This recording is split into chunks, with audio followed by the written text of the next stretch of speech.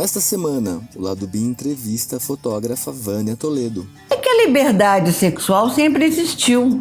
A liberdade sexual faz parte de qualquer pessoa libertária, de qualquer pessoa que se entende por gente. Antes de eu ser fotógrafa, eu já fotografava os bastidores das boates gays que eu ia. Eu tenho os amigos cabeleireiros, maquiadores na época que me levavam. Sempre eu tive nessa turma, vamos dizer assim, contraventora, sabe? Que não seguia as normas sociais ao pé da letra. E eram épocas de ditadura, eram épocas muito duras para essas pessoas. A coragem que eles tinham de serem autênticas, de enfrentar tudo e todos, é muito maior do que agora, que essa mídia que abraça tudo e todos de uma forma midiática excessiva, na minha opinião. Foi o primeiro livro de nu masculino da América Latina. Então eu tinha um ex-marido que lia Playboy, Hustler, o que fosse, entendeu? Eu morria de inveja de não ter um similar para mulher. São meus amigos que estavam ali que entenderam. Alguns famosos, outros não. Mas são pessoas que tinham uma cabeça aberta. Se você me fala sobre pessoas famosas que eu admiro, duas são essas. O Ney, o Caetano. O Caetano, para mim, é um homem moderno, é um homem quase da minha idade e que tem um comportamento linear, nunca censurou A, B, C ou D. Ele é o homem que eu queria ser, por exemplo, se eu fosse rapaz. Eu tinha um pouco de antipatia com as mulheres, eu achava as mulheres chatas, pouco inteligentes. Foi uma construção de pequenas peças pessoais, individuais, que essas atrizes me deram, entendeu? Foi de um enriquecimento raro, porque eu entendi melhor o universo feminino, eu entendi melhor o personagem mulher, eu entendi melhor os problemas que elas, como mulheres, estavam passando, a sobrecarga de ter que trabalhar, lavar, passar, dar, ainda tá bonita, entendeu? Os americanos, eles têm mania de fazer caça às bruxas, né? Se eu não puder jogar minha sedução quando eu fotografo, eu tô fodida. Você tá perdendo a capacidade de sedução de um homem, de uma mulher, de dois homens, de duas mulheres. Tem até uma entrevista do Ney Matogrosso que eu fui parar no DOPS na época. De uma época de ditadura, era liberdade, era demais falar isso. A autenticidade saiu de moda, né? A curiosidade, eu acho que é o maior elemento que o ser humano tem para se dar bem na vida. Fotografia não é feita só pela pessoa que fotografa, é feita pela pessoa que é fotografada. Na terceira vez que tocou o celular e ele quis atender, eu falei, eu acho que não vai dar certo. É melhor só procurar um outro fotógrafo. E vou dar um conselho pro senhor. Faz uma foto com o celular para sua campanha. Tem que ter a delicadeza, da curiosidade, do conhecimento do outro que está na frente da sua câmera. Porque ele pode te revelar coisas que você nunca viu. Esse é o Lado B, o podcast de cultura e cidadania LGBT. Fica aí que a gente já volta.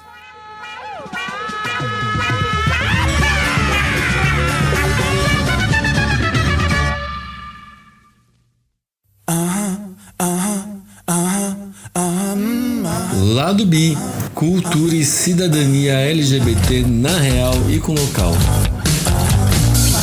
Apresentação e produção, Márcio Caparica.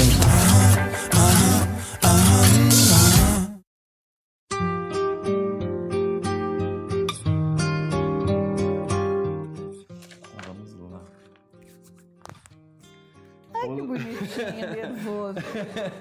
Fala sério. Fala. Olá, internauta! Seja bem-vindo a mais uma edição do Lado B, o podcast de cultura e cidadania LGBT. Meu vício é gente atuante, libertária, gente que produz e faz arte, que gosta de viver como eu. Quem disse isso é a fotógrafa Vânia Toledo, que vai lançar uma exposição agora dia 24 de janeiro, chamada Tarja Preta, no Museu da Diversidade Sexual. E é a nossa convidada dessa semana. Tudo bom, Vânia? Tudo bem, querido, e você? Tudo jóia. Que prazer poder aqui conversar com você. Imagina, completamente às ordens para falar sobre meu trabalho, sobre arte, sobre censura, sobre tudo. Perfeito, já tá tudo a ver com nós. Então conta um pouquinho para começar, então, só pra gente lançar o papo. Qual que é a ideia da exposição Tarja Preta? A ideia da exposição Tarja Preta surgiu um pouco... quase como um protesto pela essa caretice vingente, essa discussão careta de censura, de pode, não pode, nudez, pode, não pode ser A, B, C, entendeu? Essa classificação excessiva que as pessoas estão tendo de departamentar quem é quem não é quem, o que pode fazer, o que não pode. Para as pessoas como eu, que têm uma vivência agradável e longa, é uma interrogação muito grande e uma preocupação com essa caretice vingente, sabe? De departamentar e de personalizar quem é quem. Entendeu? Se você não falar A, não, agora diz que você fala X. Eu fico horrorizada com as coisas. Então, a necessidade de mostrar para essas pessoas dessa geração e de todas as outras, desde a década de 60, é que a liberdade sexual sempre existiu. A liberdade sexual faz parte de qualquer pessoa libertária, de qualquer pessoa que se entende por gente, por uma pessoa normal. Não tem que ter esse approach de montagem, de desmontagem, de unhas postiços, cílios postiços, o que quer que seja, para dizer que é A, B ou C. Entendeu? Então, sempre houve e sempre haverá, desde os primórdios, desde os gregos até agora, a escolha sexual tem que ser uma coisa natural. Não tem que ser uma coisa forçada e travestida do que quer que seja, entendeu? Você acha que às vezes a tentativa de abrir espaços acaba se tornando uma prisão e que força as pessoas a assumirem uma identidade que talvez não descreva elas completamente? Olha, eu acho o seguinte, essa coisa de você... Tem um modismo, né? Você sabe disso, que são tendências de décadas. Você tem uma época que a pessoa é mais gay, outra época ela é incubada, outra hora ela é libertária, outra hora ela é montada, outra hora...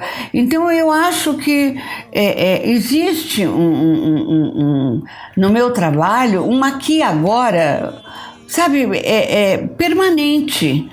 Nunca deixou de existir. Eu nunca diferenciei quem é João, quem é Maria, entendeu? Existe o ser humano, existe o indivíduo, existe a pessoa que é normalmente muito mais interessante do que qualquer norma estabelecida. Você sempre fotografou pessoas de várias identidades de gênero? De vários gêneros, todos. Eu nunca tive preconceito. Aliás, eu detesto tudo que é politicamente correto. Tudo que é classificado como A, B, C é uma coisa que para mim é limite de inteligência, não é limite de vivência, entendeu? Então, os meus amigos, ao longo da minha vida, sempre, nos últimos 40 anos, que eu vou fazer 40 anos de fotografia, daqui 2 anos, eu tenho 38 anos de trabalho, eu nunca estabeleci quem é homem, quem é mulher, quem é jacaré, entendeu? Eu acho que não tem essa classificação.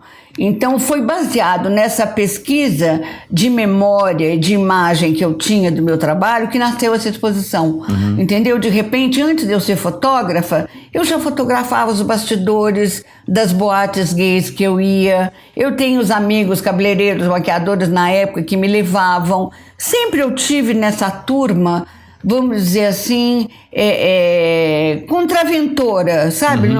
Que não seguia as normas sociais ao pé da letra. E como que eram esses bastidores das casas? Olha, eu descobri pesquisando meu próprio trabalho. Meu trabalho é quase todo analógico. Eu tenho quase 10 mil pastas de contato, 10 mil contatos guardados em pastas, tem um arquivo imenso. E pesquisando eu vi que eu tinha ido... Eu sempre gostei muito de boate gay por causa do som.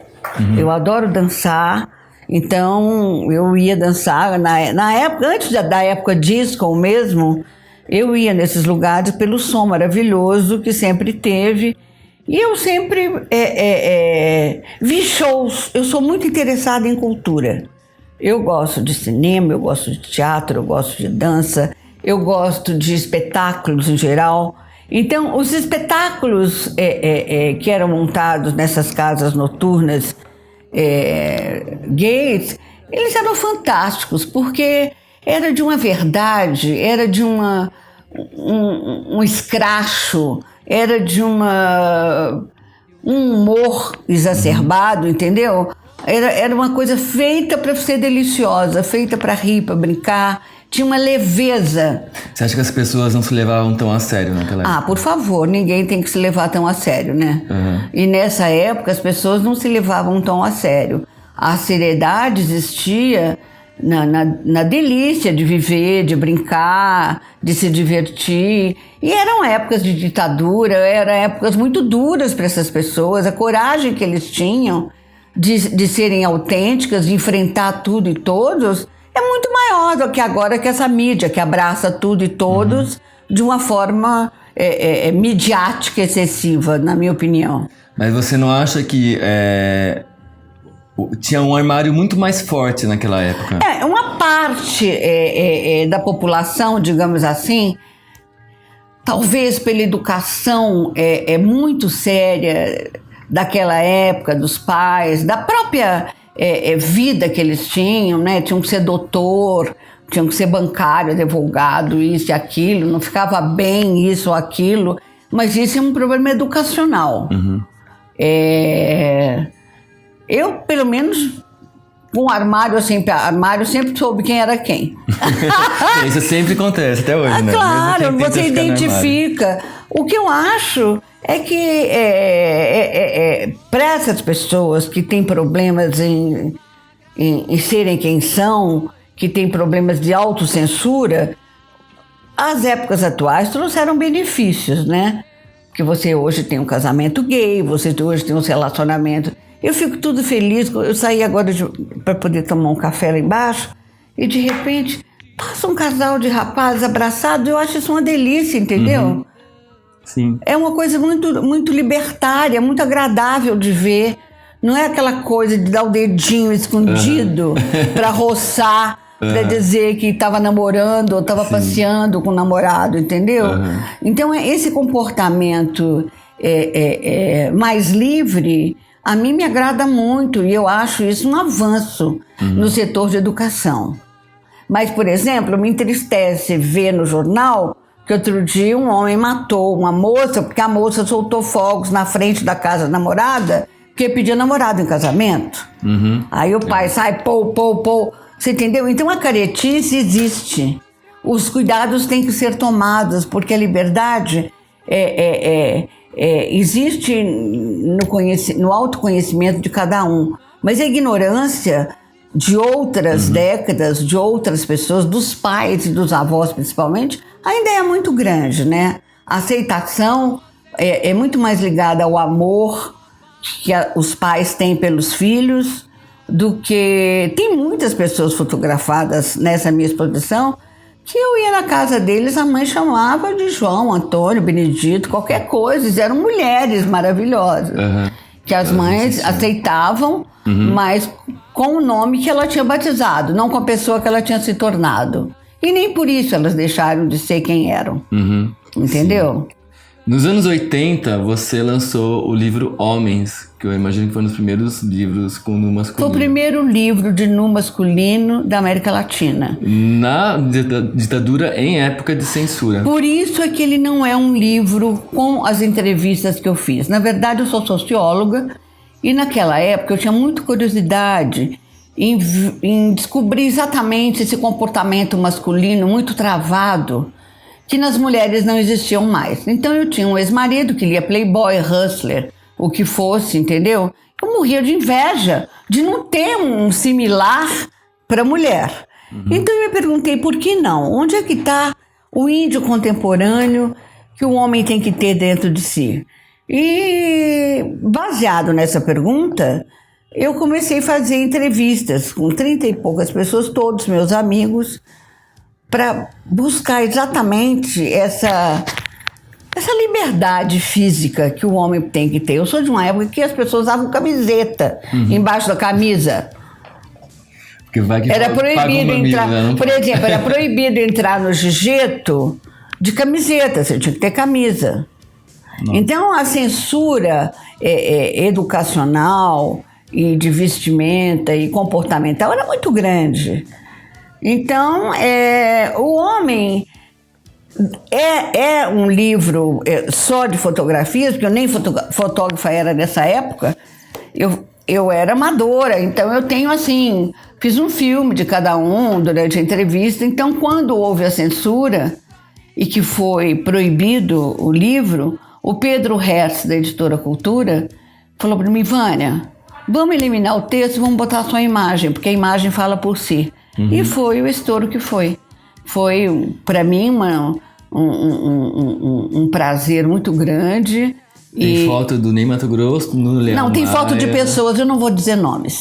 Não, porque eu detesto essa nominação de artista, Perfeito. de fama, disso, daquilo. São meus amigos que estavam ali, que entenderam. Alguns famosos, outros não. Mas são pessoas que tinham uma cabeça aberta. Então, meu trabalho sempre beirou essa abertura da cabeça. A cabeça tem que ter aberta. E esses textos, não tem como recuperar? Eu tenho eles guardados a 7 chaves, mas vamos ver quem é que dá o maior lance. Gente, vamos fazer. Fica um recado para quem estiver ouvindo. Vamos resgatar isso. E como você acha que a masculinidade mudou daquela época que você fez o Homens para hoje? Olha, no que me concerne, no que eu entendo de masculinidade, eu acho que o homem ficou um pouco mais doce, né? Ele parou de usar camiseta, ele usa bermuda, ele tem uma vaidade maior física, no jeito de se vestir, na maquiagem, no tratamento visual e no próprio comportamento, né? Eles são pessoas mais suaves. É uma coisa que me agrada muito. Mas eu não vejo grande diferença nos meus amigos héteros e gays que eu convivo assim. Ninguém soltou a franga, por exemplo, assim, a ponto de me chamar a atenção.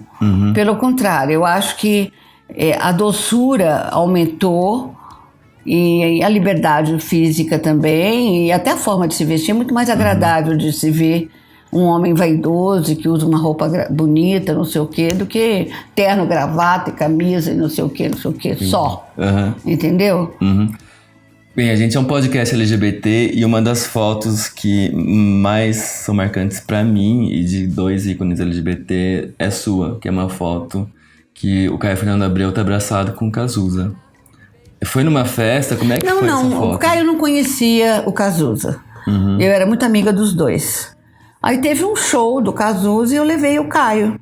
Depois levei o Caio no camarim. E aí apresentei os dois e fiz a foto. Eu tenho um trabalho muito grande, muito bom, que eu adoro, pré-celular, que eu usava uma maquininha pequena de bolsa, bem amadora, para poder fotografar momentos que me agradavam. E esse momento foi feito com essa maquininha. E eu tenho um trabalho que chama Diário de Bolsa, que foi uma exposição que eu fiz na Pinacoteca alguns anos atrás, e que tem momentos inesquecíveis da minha vida. Momentos que eu estava até dançando, momentos que eu estava aqui, ali, acolá, entendeu? Nada me escapava. Porque eu acho que a fotografia é olhar, é ver, é enxergar e registrar, entendeu? Tem essa coisa meio histórica dos momentos interessantes que você viveu. Mas na verdade tem as fotos suas que você fez do Ney Matogrosso que também são super marcantes. O Ney Matogrosso sempre foi muito meu amigo. Eu conheci o Ney antes de entrar nos Secos Molhados. Ele morava com uma amiga minha, Sara Férez, e eu morava ali na Major Sertório. Nem meu filho tinha nascido ainda, que tem 40 e poucos anos. Então o Ney sempre foi uma pessoa muito íntima e muito libertária. Ele talvez seja o símbolo desse homem moderno que eu estou falando, desse homem livre que eu estou falando. E o Ney, ele é despudorado. Eu adoro gente despudorada.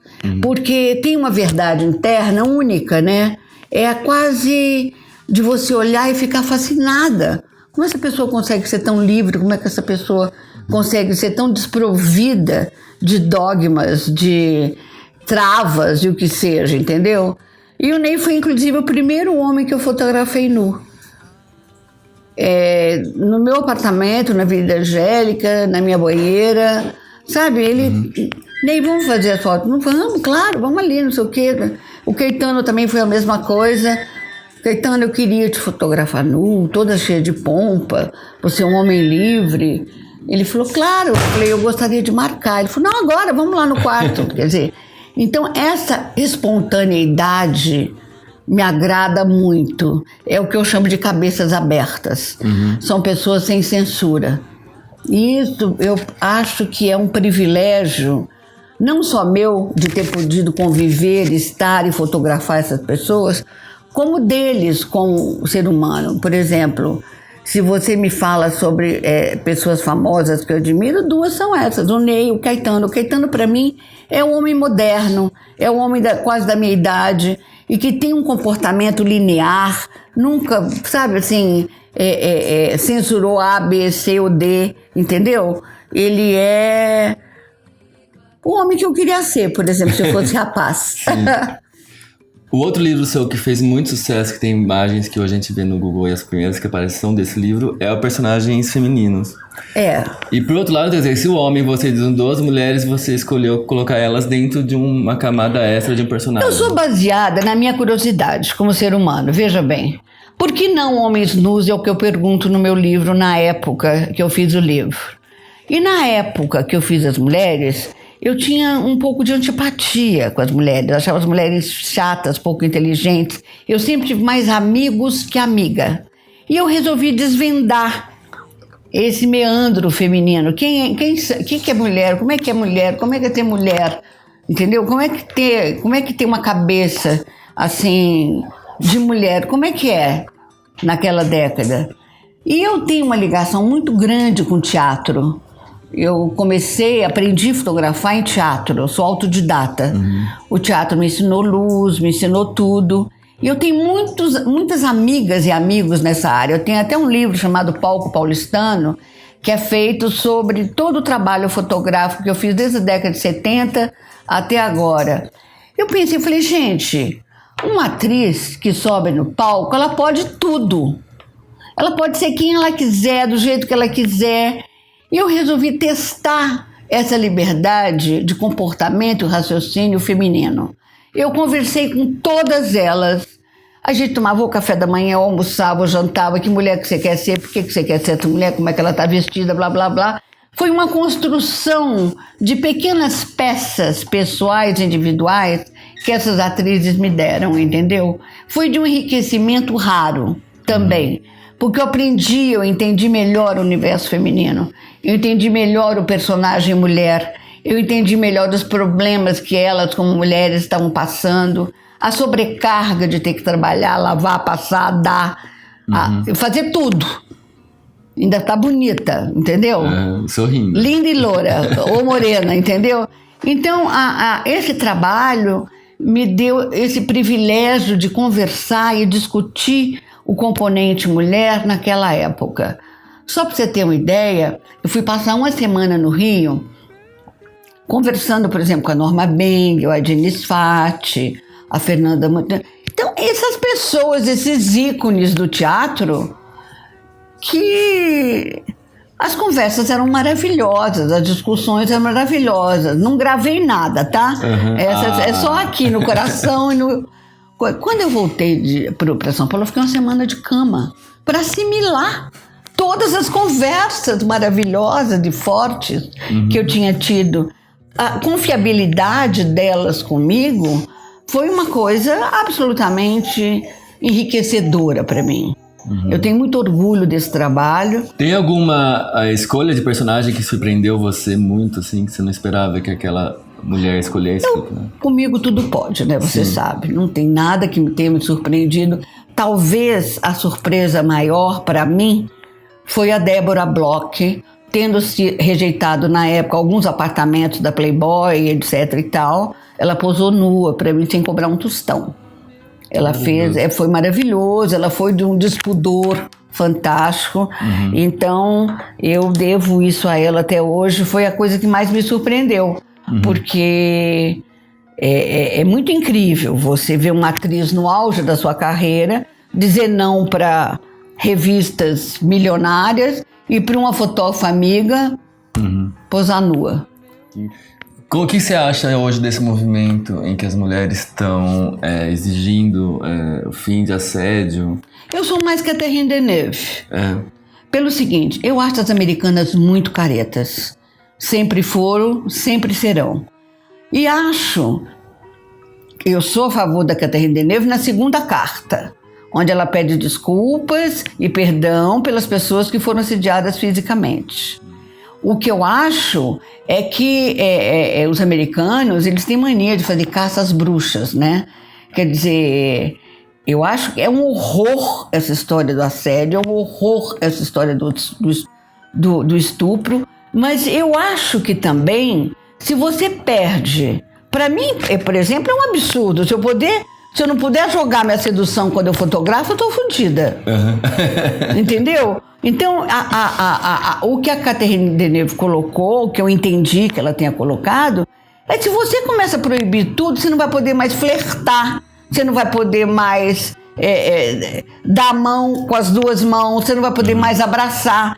Você está perdendo a capacidade de sedução de um homem, de uma mulher, de dois homens, de duas mulheres. É a eliminação da sedução. Que eu acho que o bom desse movimento é talvez fazer os homens começar ficar um pouco mais exigente com os homens. Falar assim, olha... Mas não tenha dúvida. Dá aquele grito gostoso. Meu amor, tem uma frase da minha época que diz: a gente adora um canalha. A gente adora um cafajeste. Porque o brasileiro, principalmente, tem essa pegada cafajeste, né? Tem essa coisa de falar um absurdo pra você quando você passa bonita e gostosa, entendeu? Agora, ou você dá risada ou você denuncia. Eu dou risada. Se não encostar em mim, tá tudo ótimo, não tem problema nenhum. Entendeu? Agora, o ato físico, a invasão física, você invadir o espaço do outro, qualquer que seja, é altamente condenável por mim. Eu detesto essa possibilidade. O que eu acho também que é muito bonito, é muito agradável as mulheres se unirem, as mulheres fazerem um movimento e tudo, mas tem uma merchandise assim, aquela coisa de todo mundo de preto no tapete vermelho, dá licença, né? Eu que conheço o Kodacolor, achei que foi um pouco demais. Teve pessoas que você já entrevistou várias vezes ao longo dos anos? Entrevistou não, retratou? Eu já entrevistei também. Quando eu trabalhava na Interview, eu trabalhava entrevistando. Tem até uma entrevista do Ney Mato Grosso que eu fui parar no DOPS na época. Porque ele falou, eu vim homossexual nessa geração para cumprir uma missão. Fui eu e o editor do Cláudio Ledro, direto. Qual que é a justificativa para botar vocês no DOPS por causa de uma frase? Por causa disso, porque nós vivemos uma época de ditadura. Era liberdade demais falar isso. Era uma apologia ao homossexualismo. Gente. Segundo eles, né? Mas aí os advogados resolveram tudo, não sei quanto custou, mas de qualquer maneira, não estou presa. Graças a Deus. Aí. Mas aí como é que é você, depois comparando as fotos de vários momentos, o que você... Eu não comparo. Você não compara? Não. Eu acho que a fotografia e o momento é atemporal. Por exemplo, tem fotos como essa aqui da Cláudia Hollander. Você tá entendendo? Como é que você vai dizer que não foi feita ontem? Entendi. Entendeu? Como é que você vai dizer que se é homem ou se é mulher, o que é? Por exemplo, outro exemplo aqui também. Essa pessoa, num show em 1972. Maravilhosa essa foto. No Beco. No show Como é que eu vou dizer que isso aqui tem data? A imagem é muito mais forte. Entendeu? E por aí, essa aqui, por exemplo, bonitinha, que era um cabeleireira do Beca. Era tinturista do Beca. De noite ela era assim. Que maravilhoso. Entendeu? Então, esses momentos de liberdade dessas pessoas que me interessam. Não posso comparar se ela tinha razão, não tinha, sabe? Se estava no momento adequado. Ela não estava se exibindo, ela estava ali vivendo. Usando a liberdade dela para se divertir, para viver melhor. Você tá entendendo? Para ser mais feliz. Eu sou hippie, meu amor. É paz e amor. E muita felicidade, se possível. Você sente que hoje em dia as pessoas são menos autênticas? Ah, com certeza. Não tenho a menor dúvida. A autenticidade saiu de moda, né? Hoje em dia, depois do yupismo, que foi um movimento que generalizou muito o comportamento social, as pessoas deixaram de ser elas mesmas, passaram a ser pessoas de grife, de marca, de vestir preto e branco, como eu tô hoje, entendeu? Era tudo muito igual. As pessoas... Por exemplo, eu ia para Paris, eu sentava assim no Café de Flore, eu aprendi moda sentada tomando café. no Café de Flore, vindo aquelas mulheres francesas maravilhosas, cada uma vestida do jeito. Hoje, se eu sento lá, eu vejo tudo Zara. Ninguém tem uma roupa autêntica, ninguém tem uma criatividade no ato de se vestir, porque vestir é comportamental. Vestir é você se mostrar para o mundo como é que você quer ser vista. É uma atitude. Dá uma mensagem para todo mundo. É uma mensagem, inclusive, para si mesma. Entendeu? Eu visto preto e branco por ser óbvio, coladinho, babá, hoje eu tenho que fazer 1000 coisas, não posso ter erro, plum. Ou preto, ou branco, ou preto e branco. Entendeu? É uma coisa de gente que já viveu muito e que sabe, e que não dá a menor importância, dizendo assim, para essa coisa fashion. Eu acho um dia um fashion war. Internet, redes sociais, deixa isso pior? Eu uso muito pouco. Eu sou, segundo meu filho, sou muito tradicionalista. Eu uso e-mail, uso WhatsApp, uso Instagram, muito pouco, porque eu estou aprendendo ainda, entendeu? Eu tenho tempo, por exemplo, eu uso 2 horas por dia o meu laptop. Uma de manhã e uma no final do dia. Chega, não precisa mais. Faz bem. Eu sou uma pessoa que eu prefiro usar meu tempo lendo, usar meu tempo conversando, usar meu tempo trabalhando, usar meu tempo para mim. Eu não quero trabalhar para internet, porque na verdade a informação que você põe nesse aparelho aqui você trabalha gratuitamente para essas empresas todas, né? Sim. Você tem essa noção. Quando não paga, né? Quando não te paga. Se você tem, por exemplo... Quando você não paga para elas, né? Pois é. Além do que, se eu consulto determinada coisa, eu pago, sabe? Eu não quero que o Google e nem que a internet, nada, sabe, me escravize. Eu gosto de conhecimento de estudo, não do Google, entendeu? O Google, eventualmente, ele pode ser usado para tirar uma dúvida, sabe? Mas não um conhecimento.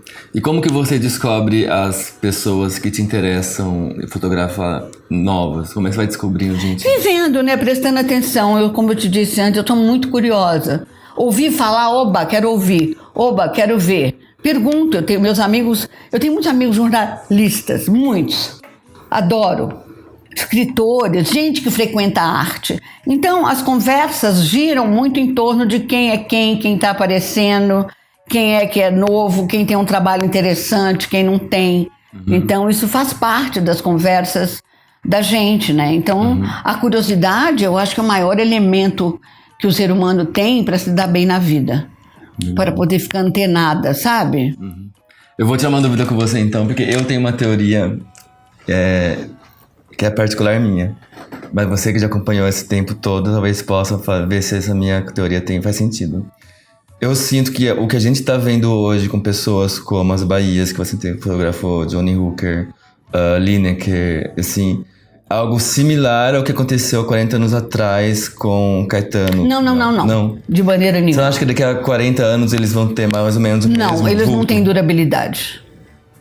Pelo que eu acho e pelo que eu ouço e pelo que eu vejo.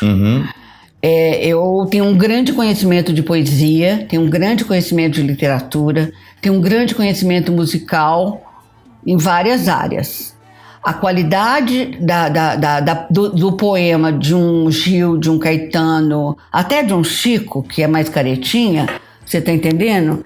Eles têm uma qualidade poética superior a qualquer coisa que eu tenha ouvido nos últimos tempos.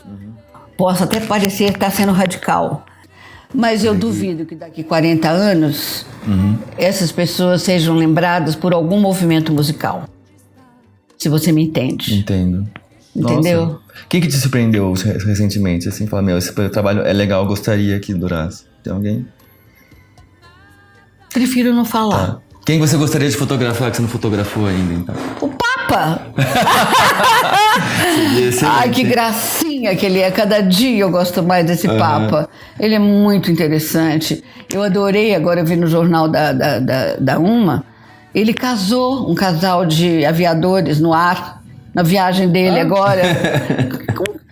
Foi válido o casamento, porque a aeromoça falou para ele, nós adoramos o senhor, blá, blá, blá, blá. Ah, você é casada, tem filho? Tem, mas sou casada só no civil. Você quer que eu te case agora? Que maravilhoso. Então, essa espontaneidade dele, essa simplicidade dele, eu acho comovente. Mas eu acho também que é muito importante as pessoas entenderem uma coisa. Não basta eu querer, a pessoa também tem que querer. Fotografia não é feita só pela pessoa que fotografa, é feita pela pessoa que é fotografada. O meu trabalho é diferenciado de alguns outros fotógrafos porque eu tenho esse respeito pelo outro. Eu acredito na empatia que existe entre quem quer e quem não quer ser fotografado, entendeu? Você não tem que ser ditadora, botar uma pessoa na frente da câmera e falar, ai, linda, ai, bonita, ai, não sei o que. Não, tem que ter conversa, tem que ter atitudes, tem que ter concessões. Como é que você quer, tem que ter um estudo do ângulo da pessoa, sabe? Tem que ter uns cuidados que o ser humano merece. Já teve sessão que não rolou? Já. Político, por exemplo. Eu já fiz muito retrato de político na época que eles se deixavam fotografar sem botox e sem photoshops e o caramba. Aqui vai falar pro caralho, não tá. Ótimo, caralho. Ai, adoro caralho. Eu também. Ai, nós todos, ainda bem. Aí ele estava com a equipe dele eu fotografando, não vou citar nomes. Ele usava um suspensório. Aí tocava o celular, vinha o assistente e entregava o celular para ele. A primeira vez eu deixei. Na segunda vez, de novo. Aí eu falei, olha, por favor, eu estou fotografando e eu, para fotografar, eu tenho que ter uma concentração muito grande. E a interferência de atendimento do celular me incomoda. Então, se você puder não usar mais o celular, eu agradeço. Na terceira vez que tocou o celular e ele quis atender, eu falei, eu acho que não vai dar certo. É melhor só procurar um outro fotógrafo e vou dar um conselho para o senhor. Faz uma foto com o celular para sua campanha. Fechei meu equipamento e pronto. Eu deixo de ganhar dinheiro, deixo de ganhar o que for, mas eu quero respeito. Eu quero que a pessoa queira ser fotografada por mim também. Entendeu? Muito bom. Eu já posei para fotógrafos e também é engraçado isso, porque realmente é um diálogo mesmo, e às vezes tem fotógrafos que se dá super bem com você e tem outros. E não, tem outros que não rola, trata você feito uma banana, feito uma pera, sabe? Põe ali tuc, tuc, tuc, tuc. Não! Tem que ter a delicadeza da curiosidade, do conhecimento do outro que está na frente da sua câmera. Porque ele pode te revelar coisas que você nunca viu. Aí é a eterna curiosidade que eu tenho sobre o ser humano. Você fotografa conversando? Sim, eu dirijo muito. Não, mas de bater papo mesmo. Não, bato papo antes. É horrível fotografar com alguém conversando, falando. Não, eu dirijo na hora de fotografar. A conversa é antes. Legal. Durante a sessão fotográfica é direção. É estudo de angulação, disso, daquilo. Eventualmente eu posso até usar a conversa que foi feita anteriormente para poder utilizar na direção, mas conversa, fotografia é outra coisa. Entendi, maravilhoso. Bem, quando estamos chegando no final, já deu 36 minutos já, tá vendo? Epa! Estamos chegando ao fim, sempre que a gente termina, eu dou a oportunidade para o convidado se autopromover em qualquer coisa. Tem a exposição Tarja Preta, que vai acontecer agora. Olha, a partir do dia 25 de janeiro, que é dia de São Paulo, é um lugar que eu soube que 500 mil pessoas por dia passam por ali. Vai ter uma exposição chamada Tarja Preta. Esse nome foi escolhido por 3 motivos. Primeiro, Tarja Preta por causa dos remédios que as pessoas tomavam na época e tomam até hoje, para se libertarem. Segundo, Tarja Preta significa também a censura que as pessoas usam sobre as imagens. Por exemplo, a internet censurou a bunda de um índio, por exemplo, o peito de uma índia com a tarja preta. Então isso é um absurdo, né? Sim. E em terceiro lugar, vem o luto por essa caretice vingente que está sendo cultivada a miúde em todas as áreas culturais brasileiras, principalmente. Ou mundiais, eu diria. Sim. Né? É um pêndulo, né? É um pêndulo. Você também sente, assim, umas vibes de 64 acontecendo hoje? Nossa, para mim que vivi essa época, que fui corrida por cavalos e cachorros nas passeatas que eu fazia na Maria Antônia, É um medo que dá dessa volta, dessa censura, entendeu? A volta, de repente, de um governo totalitário, sabe? De um governo que, de repente, quis ditar para mim, para você, para quem quer que seja, o que é certo, o que é errado, o que tem que ser, o que não tem que ser. Isso é apavorante. Quem viveu, não quer. Eu vivi e não quero isso para mim. Maravilhoso. E não quero para ninguém também. Bacana, muito obrigado. Imagina, Vânia. mas é um prazer. O prazer é todo meu. Muita gente desconhece.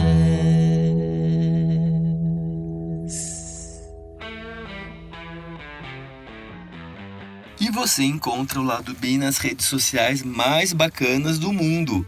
Nós estamos no Facebook, em facebook.com/programa Lado B, no Twitter, em @programa Lado B, no Google Plus, em google.com/mais-Lado-B e no Instagram, em @programa Lado B. Confere o blog do Lado B em www.ladob.com, onde eu escrevo quase todo dia. No final de cada post tem um botão para você fazer uma doação única ou uma doação mensal. Clica neles e pinga um dinheirinho. É graças a essas contribuições que a gente continua funcionando. O nosso e-mail é programaladobia@gmail.com. Escreva, mandando sugestões, reclamações ou elogios. Eu leio tudo, mas respondo apenas aquilo que me convém. Você encontra o podcast do Lado B no SoundCloud, no YouTube e no iTunes. Enquanto estiver no iTunes, aproveita e deixa um review de 5 estrelas e uma recomendação escrita. Assim a gente fica mais popular. Eu sou Márcio Caparica e esse é o Lado B, o podcast de cultura e cidadania LGBT. Até semana que vem. Beijo!